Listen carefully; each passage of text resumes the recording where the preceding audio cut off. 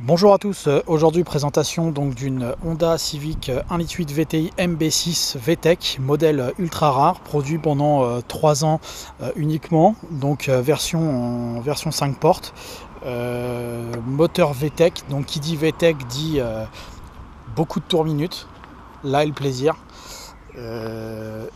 En plus donc sur ces versions MB6, donc une voiture tout à fait discrète.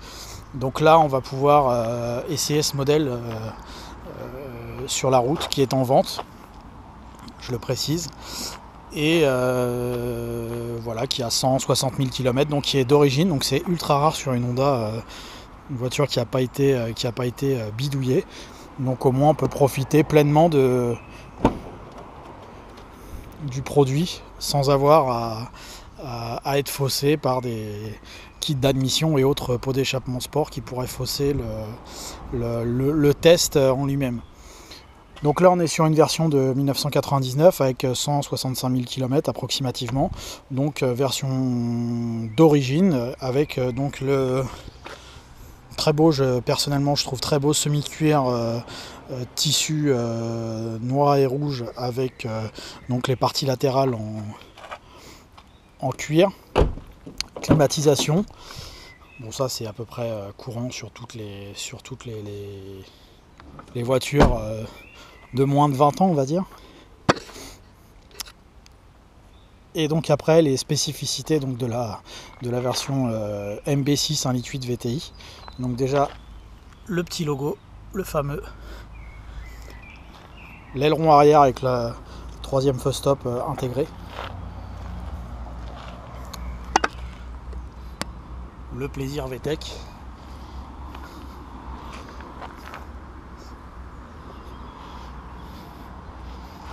les fameuses jantes 15 pouces et les lave-phares spécifiques donc à cette série de Honda Civic version sportive. Après à l'intérieur, donc hormis l'intérieur semi-cuir, on est sur du traditionnel Honda de cette génération là, donc avec la climatisation, bon, l'autoradio là qui n'est pas un autoradio d'origine mais l'autoradio, le volant et le pommeau cuir avec donc des belles surpiqûres de couleur rouge qui rappellent un peu la couleur des sièges.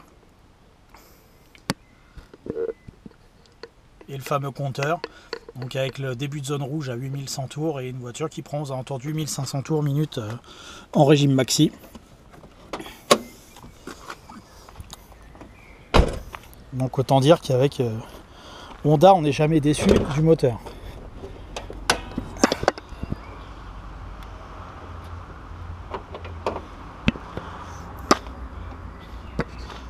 La fameuse pièce maîtresse, donc le moteur 1800 cm3, donc c'est pas exactement le même que la Integra Type-R, il s'en rapproche, c'est la même cylindrée, c'est la culasse qui est très légèrement différente, hein.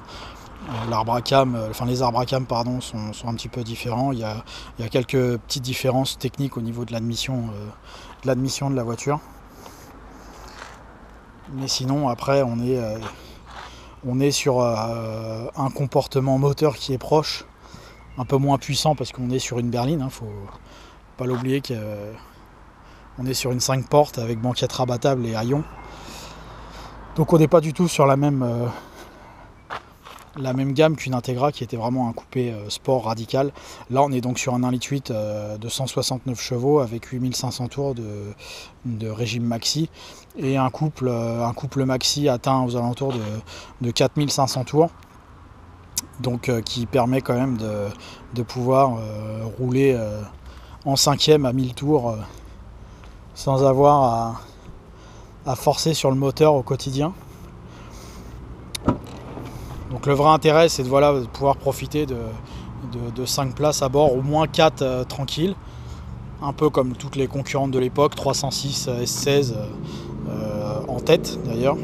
Après la Golf GTI 16 c'était un petit peu moins puissant.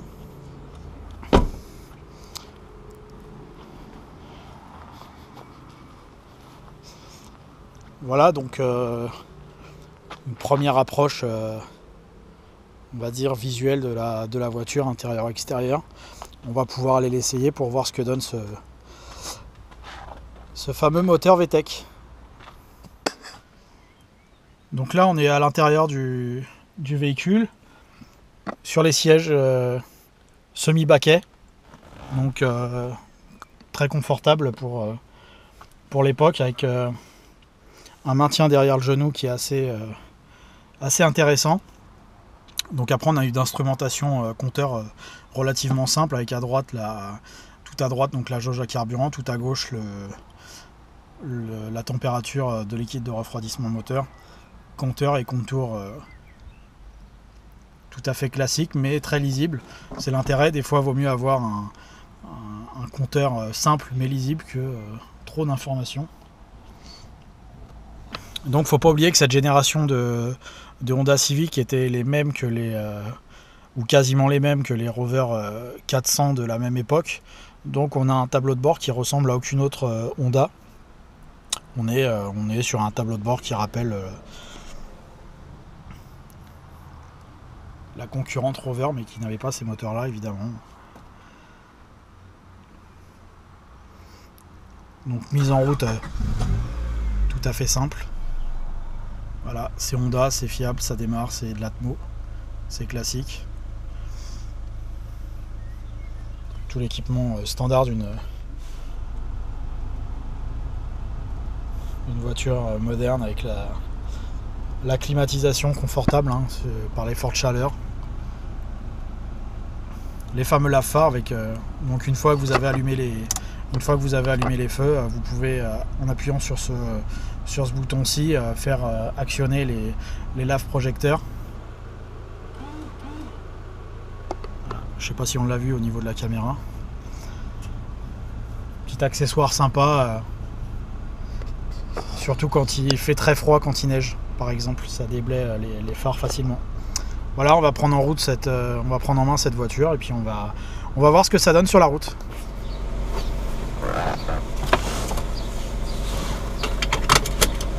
Donc nous voici pour tester la Honda Civic MB6 en 8 VTI 169 chevaux.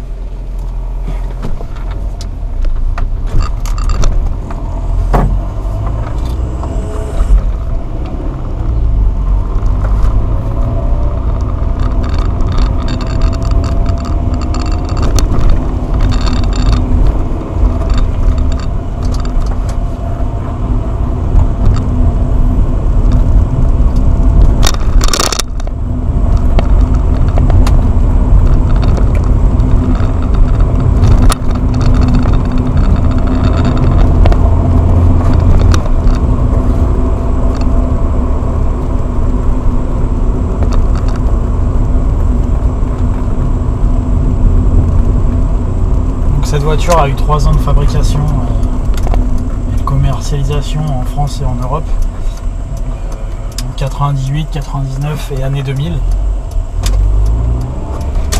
Donc c'est un produit assez rare et qui est avec un moteur un peu spécial. Et ce moteur 1,8 litre qui diffère un peu de celui d'un Integra Super et qui est aussi différent des moteurs 1,6 litre qu'on a l'habitude de voir chez Honda sur les gammes sportives courantes. Là on est sur un 1,8 litre essence qui nous permet de rouler tout à fait normalement à bas régime si besoin, et puis qui prend 8600 tours minute en régime maxi. Donc si on veut se faire plaisir ou si on a besoin de doubler de manière énergique, on va dire. Donc celle-ci a 165 000 km, elle est 99, elle est d'origine, il n'y a pas eu de modification mécanique dessus.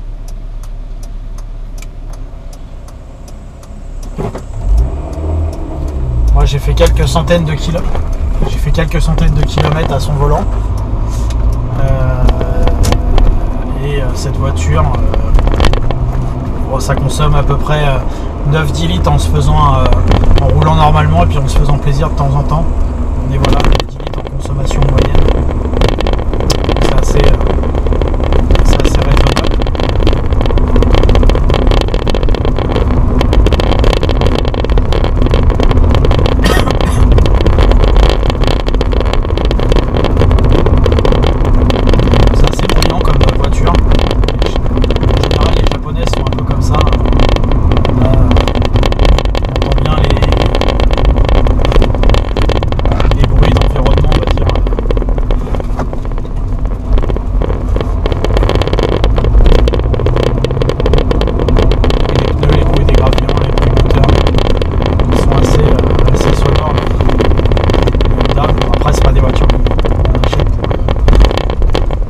Silence de fonctionnement.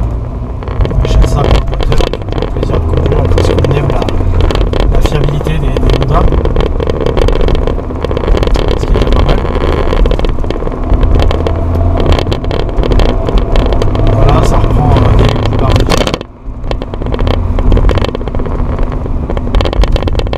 Des montées assez franches.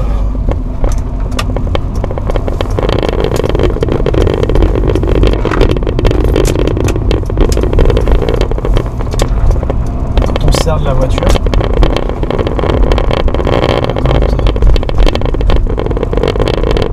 Quand sur de la circulation comme maintenant, on peut pas vraiment exploiter le moteur. Voilà. Je peux mettre la 5e à 50, je suis à 1600 tours minute. On économise un petit peu.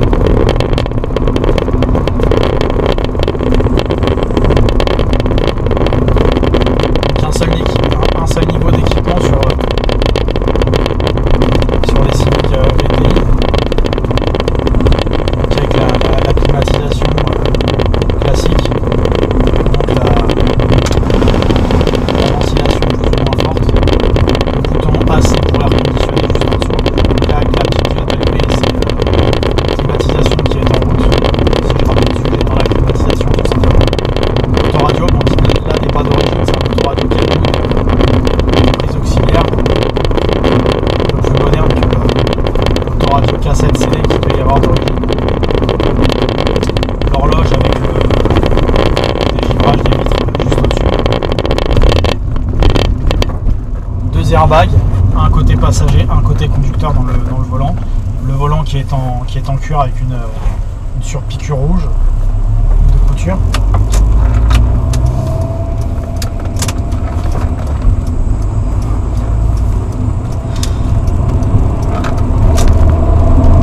L'intérieur qui est en semi-cuir noir et rouge, qui offre un maintien, un très bon maintien. C'est pas des sièges Recaro, mais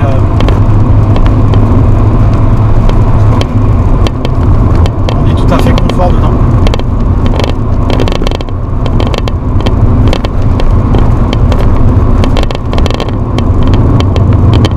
Et là, ce petit bouton là, c'est pour laver les phares à l'avant. Vous avez les laves projecteurs sur cette voiture. Donc, quand vous allumez les feux et que vous appuyez sur ce bouton là, vous avez du lave-glace qui vient dessus. Vous avez un orifice de remplissage de liquide qui est spécifique. C'est pas le même que pour les vitres. La clé d'utilisation, je ne sais pas si on la voit, mais la clé de service avec le bouton de pli à part, à la mode dans les années 90. Klaxon au volant. On a les 4 vitres et les rétroviseurs qui sont électriques sur cette voiture. Le verrouillage centralisé, bien sûr. Direction assistée, bon ça c'est rare de l'avoir en 99-2000, surtout sur une compacte.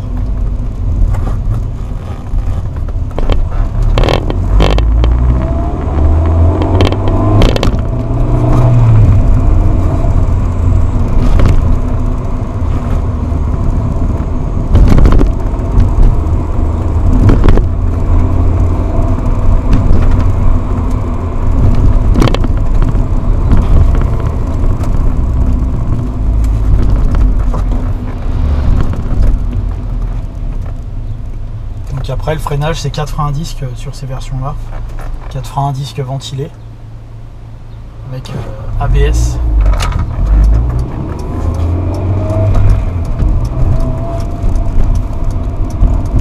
Les jantes alu 15 pouces, je veux dire 14 pouces mais non 15 pouces pour les jantes.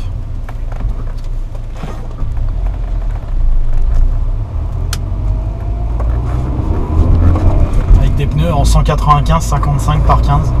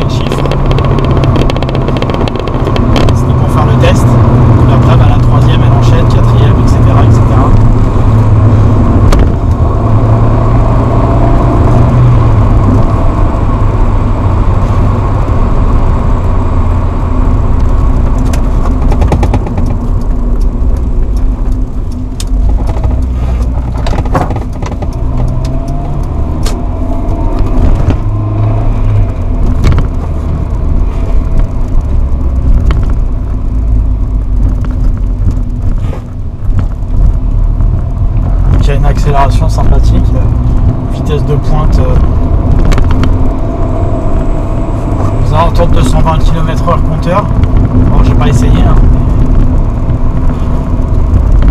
Vu comment elle monte sur les rapports intermédiaires, j'imagine qu'elle va au bout en pente.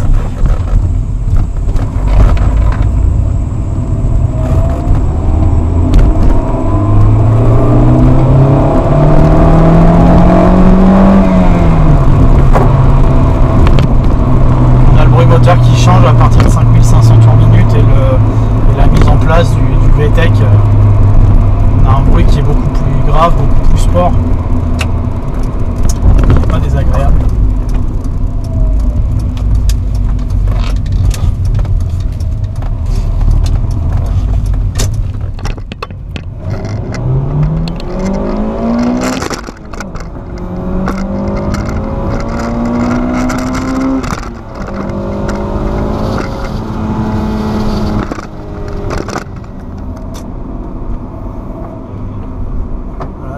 Elle passe toute seule, c'est vraiment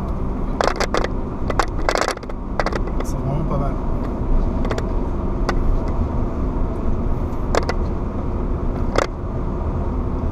Donc pour résumer l'ensemble du test de cette voiture, si on devait donner des points positifs et des points négatifs, on mettrait en point positif numéro 1 franchement le moteur, une des références de l'époque pour l'ensemble de l'œuvre, aussi bien fiabilité que performance, bruit, consommation, etc. C'est vraiment le premier point. Le deuxième point, c'est la deuxième qualité de cette voiture, c'est vraiment la solidité. Et le troisième point, alors après, c'est chacun voit voit midi à sa porte, comme on dit. Mais pour moi, c'est une qualité, c'est vraiment la discrétion de cette voiture. On est sur une berline qui paye pas de mine. On pourrait dire que c'est un vieux turbo diesel de 80 chevaux. Alors qu'en fait, pas du tout. La discrétion, ça évite beaucoup de choses, les vols, etc. La jalousie, puis en fait, on a une vraie voiture plaisir. Après, dans les défauts, pour certaines personnes, la discrétion de la voiture fait que ça peut les refroidir. On pourrait dire que c'est assez bruyant comme voiture, mais les défauts, faut pas c'est vrai qu'il faut reconnaître, mais c'est une vraie Honda pour ça. Parce que les Honda, elles sont toujours. Même les voitures japonaises, elles sont assez bruyantes. En version sportive, elles sont pas très élevées. Après, quand on aime Honda, on sait pourquoi on les achète. Et de la même façon, il y a là je trouve un autre défaut qui est assez courant aussi sur les japonais, c'est bien construit mais assez mal fini. Il peut y avoir des petites usures du temps. Alors c'est vrai que c'est des voitures qui ont 20 ans, mais sur une Golf on n'a peut-être pas les finitions aussi faibles. Alors après c'est du costaud, ça bouge pas, les plastiques sont pas mal, ils sont même rembourrés au-dessus. Par contre la finition des tissus a tendance à se décoller un petit peu. Ça c'est assez courant même sur les japonaises modernes. Ils sont un peu moins bons là-dessus. Il faut bien trouver des défauts aussi. On n'achète pas des voitures sportives de 20 ans non plus pour la qualité des plastiques. Et on achète ça vraiment pour le plaisir de conduire. Et là, pour le coup, on est servi. Et puis en plus, on n'a pas la même que le voisin. Parce que du coup, pour le coup, il y en a vraiment très peu. Et alors quand elles sont d'origine, c'est quasi introuvable en bon état. Donc là, on a pu faire le test de cette voiture. À l'époque, les essais presse se donnaient 215 km/h en vitesse maxi réelle. Donc là, c'est 223.